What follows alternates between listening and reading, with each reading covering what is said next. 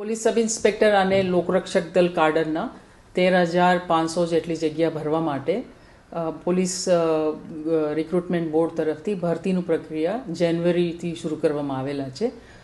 10 લાખ કરતાં વધારે ઉમેદવારોએ આ એલઆરડી અને પીએસઆઈ કક્ષાનું વેકેન્સી માટેનું ઉમેદવારો રજીસ્ટર કરેલા છે. નમસ્કાર મિત્રો, નિર્જા ગોટરુ મેડમે શું કહ્યું એનો આખો વિડીયો તમને જે છે એ હું થોડી વારમાં બતાવું છું. પરંતુ એ પહેલા દોડની અંદર કેટલા ઉમેદવારો અત્યાર સુધીમાં પાસ થયેલા છે એના વિશેની માહિતી આપણે મેળવી લઈએ. તો સૌપ્રથમ તમે અહીંયા જોઈ શકો છો પોલીસ ભરતી ગ્રાઉન્ડ રિપોર્ટ. દોડમાં અત્યાર સુધીમાં કુલ કેટલા ઉમેદવારો પાસ થયા, સાથે સાથે ગુજરાત પોલીસ ભરતી બોર્ડના ચેરમેન નિર્જા ગોટરુ બેન દ્વારા તમામ ઉમેદવારો માટે ખૂબ જ મોટી જાહેરાત કરવામાં આવી છે એનો પણ જે છે એ આખો વિડીયો હું તમને બતાવવાનો છું. તો સૌપ્રથમ તમે અહીંયા જોઈ શકો છો લાખો યુવાનો ખાખી પહેરવાના સપનાને સાકાર કરવા માટે ગુજરાત પોલીસ ભરતી બોર્ડ દ્વારા જાહેર કરાયેલી પીએસઆઈ અને એલઆરડીની 13,591 જગ્યાઓ માટે જે છે એ શારીરિક કસોટી આપી રહ્યા છે. 15 ગ્રાઉન્ડ ખાતે જે છે એ આ શારીરિક કસોટી ચાલી રહી છે અને એની અંદર 10 લાખ કરતા પણ વધારે ઉમેદવારો જે છે એ ભાગ લેવાના છે. 11 ગ્રાઉન્ડ ઉપર જે છે એ પુરુષ ઉમેદવારોની 13 માર્ચ સુધી દોડ ચાલશે અને મહિલા અને માજી સૈનિક ઉમેદવારોની દોડ જે છે એ 4 ગ્રાઉન્ડ ઉપર ચાલી રહી છે. એ 6 માર્ચ 2026 સુધી ચાલશે.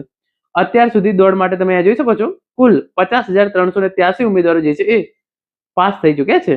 8 દિવસની અંદર 1,16,000 ઉમેદવારો જે છે એ પરીક્ષા આપી છે. એમાંથી 50,383 ઉમેદવારો જે છે એ પાસ થયેલા છે.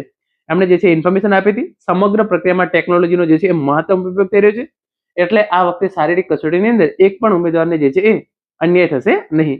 ગેરરીતિ અટકાવવા દર તબક્કે જે છે એ ફિંગરપ્રિન્ટ અને ફેસ રેકગ્નિશન જે છે એ કરવામાં આવી રહી છે. એટલે કે અમુક વાર કેવું થતું હતું કે બીજા ઉમેદવારને બદલે બીજો ઉમેદવાર દોડી જાય, તો એવું ના થાય એના માટે ફિંગરપ્રિન્ટ અને ફેસ રેકગ્નાઇઝેશનની જે છે એ આખી સિસ્ટમ જે છે એ વિકસાવવામાં આવેલી છે. એના પછી તમે અહીંયા જોઈ શકો છો આગળ ઇન્ફોર્મેશન આપી છે કે જે ઉમેદવારો ઊંચાઈની અંદર ફેલ થઈ રહ્યા છે તો એમણે ત્યાં જે છે એ અપીલ કરી શકે છે. તો તમે જે છે એ તમારી ઊંચાઈ જે છે એ ફરીથી માપવામાં આવશે. તો એના કારણે જે છે એ તમને જે છે એ ફોર એક્ઝામ્પલ ઊંચાઈની અંદર ફેલ કરવામાં આવે તો તમે જે છે એ ફરીથી પાસ થઈ જાઓ.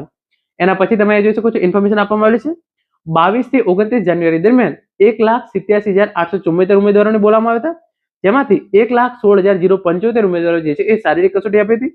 તે પૈકી 50,383 ઉમેદવારો જે છે એ શારીરિક કસોટીની અંદર પાસ થયેલા છે. તો આ વાત થઈ ગઈ. કુલ 50,383 ઉમેદવારો જે છે એ અત્યાર સુધી પોલીસ ભરતીની શારીરિક કસોટીની અંદર પાસ થયેલા છે.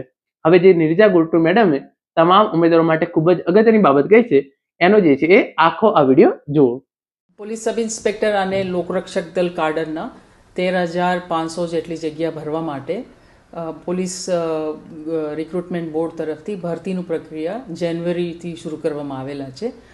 10 લાખ કરતાં વધારે ઉમેદવારોએ આ એલઆરડી અને પીએસઆઈ કક્ષાનું વેકેન્સી માટેનું ઉમેદવારો રજીસ્ટર કરેલા છે અને